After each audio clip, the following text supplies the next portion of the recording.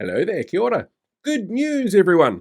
Inflation is now within the 1 to 3% band that the Reserve Bank likes it to be in, back to 2.2%, which is the lowest rate it's been in 3.5 years. So, you know what that means? It's time for the government to crow about how they tamed the beast that was inflation, and time to debunk that claim again. The economy the coalition inherited was actually in pretty decent shape. We know this because of the PREFU report, the pre-election economic and fiscal update. Under the last government, PREFU showed an expected growth in the economy of 2.6%, no predicted recession, wage growth of 4.8%, and a natural peak to unemployment rates of around 4%. What we have now is the economy shrinking, 0.2% in the 3 months of the June quarter for economic growth and 0.5% shrinkage annually to that date.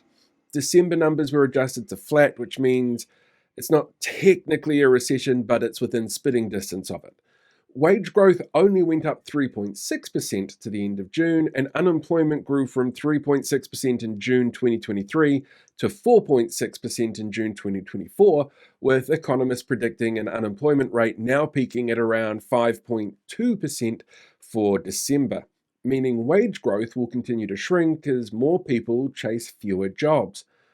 And PREFU was done in a time of high inflation, with the report being put together by Treasury for all parties and the public to have access to, so no matter the outcome of the election, every party knew the financial standing of the government books. So let's start with something really obvious. Inflation was at record highs everywhere, not just here, because of a bunch of international pressures like the hangover from the lockdown years on supply chains, wars, and the volatility of energy prices. Other smaller factors like housing availability, climate change, and price gouging were all factors as well, according to the Groundwork Collaborative think tank. So, Treasury put the brakes on interest rates to slow down spending and help get inflation under control, because price is determined by demand. Limiting demand controls prices. They did this back when Labour was still in power, and at the time, Adrian Orr said they were engineering recession circumstances to tame inflation. And Labour had put into legislation that unemployment numbers had to be taken into consideration. Or, there'd be nothing stopping some English grad from just firing a whole bunch of people for the sake of it to save the economy. Anyway, when that process started, Treasury had planned for the last quarter of 2024 to be when inflation was back in line. And we look at that, it is. Now, it could have been lower. Treasury has again said that there's some sticky elements which keep inflation higher than it needs to be. These are what we call non-tradable. They're domestic prices that are from local sources.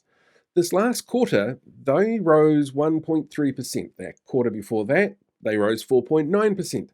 And these are areas where government policy does have an impact on inflation. The biggest of those impacts, local authority rates rises, which went up on average 12.2% around the country. That water infrastructure plan that central government sent back to councils and made them reincorporate into their costs, the sudden withdrawal of public transport funding and road safety features and maintenance, they're all costs that have often been shared between government and local authorities, but now they've all been put back onto councils as funding's dried up. That's in part what's led to this massive increase. In Auckland, the removal of the regional fuel tax also fed into that rates increase, but did also help in bringing down the cost of transport. But this is still the largest national rates increase we've seen since 1990. And then there's rents. They're up 4.6% for the year. All that downward pressure that Christopher Luxon said renters would be thanking him for, all those tax rebates and mortgage interest write-offs, well, they seem to really help keep rents going up. Oh, and insurance is up 12.9%. Over the past few years, the country's actually been hit by a few pretty extreme weather events that were worsened by the impacts of climate change, which drives up insurance premiums.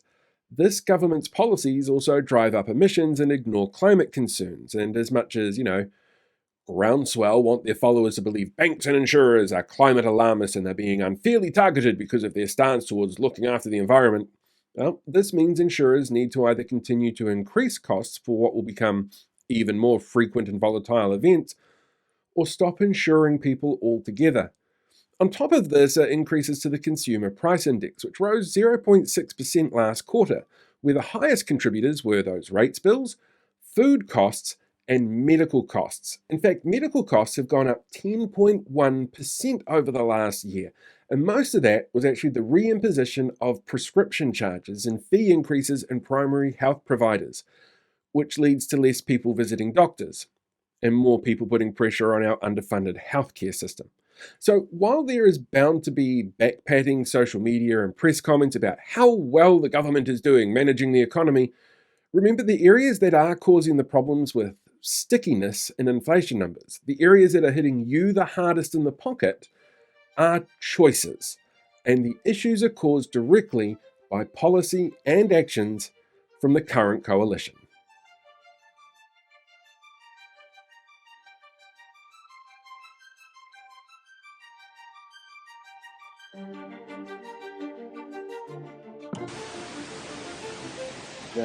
Here. The link to other things that come at the end of YouTube videos. Those ones there, here.